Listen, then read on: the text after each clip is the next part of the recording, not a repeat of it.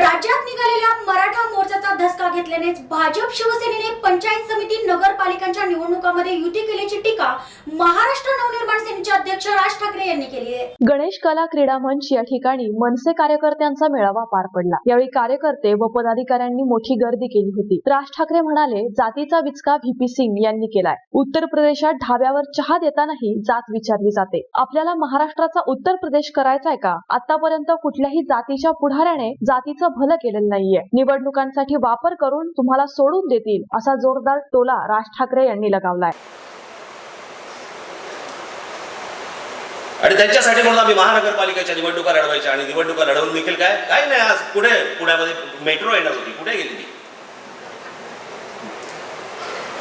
पाण्याचा प्रश्न उभा राहिलाय,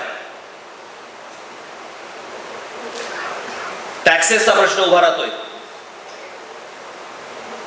रहदारी वाढते, वाहनं वाढतायत, रस्त्यात उभा असताना कळत नाही मध्येच काय झालं, खालून स्कूटर गेली,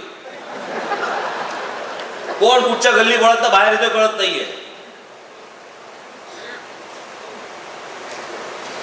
कधी असं नव्हतं आपलं पुढं, कधी नव्हतं असं मुंबई ही आपली सगळी शहरं फार छान टुमदार शहरं होती। लहानपणापासून ही गोष्ट पाहत आलो मी।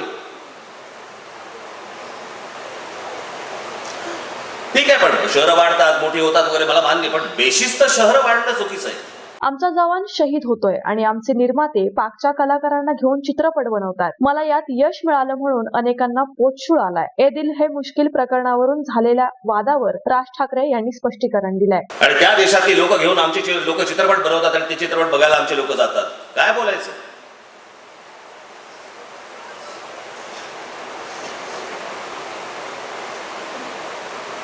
हा सगळा जेव्हा विषय झाला, तो विषय सगळा झाल्यानंतर अगदी जेव्हा सगळं टोकापर्यंत आलं, मी म्हटलं मला लिहून द्या।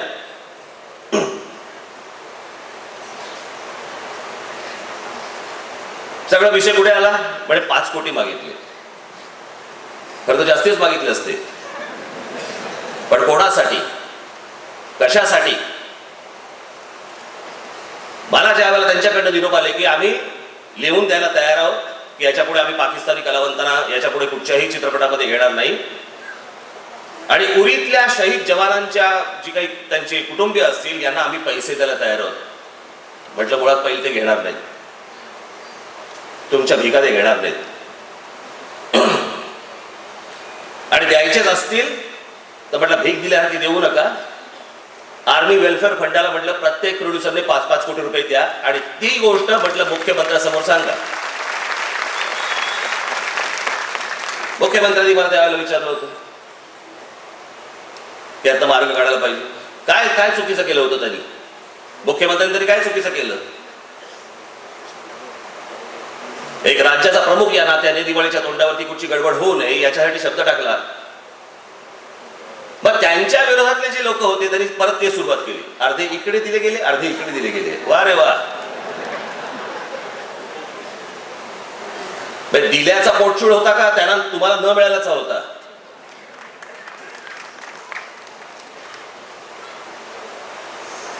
तसं त्यांच्या समोर ते स्पष्ट झालं। त्यांनी सांगितलं तिकडे की आम्ही याच्या पुढे पुढची 7 जन्म म्हणे आम्ही घेणार नाही। आपल्याला ती गोष्ट हवी होती की याच्या पुढे तुम्ही पाकिस्तानी कलावंतांना घेता का म्हणे, आणि कशासाठी म्हणून घ्यायचं मला अजूनपर्यंत कळलेलं नाही ही गोष्ट। पाकिस्तानमध्ये आमच्या लता मंगेशकरांचा कार्यक्रम होऊ दिला नाही, आशाताईंचा कार्यक्रम होऊ दिला नाही। तुम्हाला सांगतो, मला एक गोष्ट सांगितली गेली, जगजीत सिंग ज्या वेळेला तिकडे पाकिस्तानामध्ये कार्यक्रम करायला गेले त्यांना हॉल मिळू दिला नाही। यावेळी मनसेचे नेते बाळा नांदगावकर, अनिल शिदोरे, शहराध्यक्ष हेमंत समहूस, अजय शिंदे, गटनेते किशोर शिंदे उपस्थित होते। यावेळी अनेक कार्यकर्त्यांनी मनसेमध्ये प्रवेश केलाय।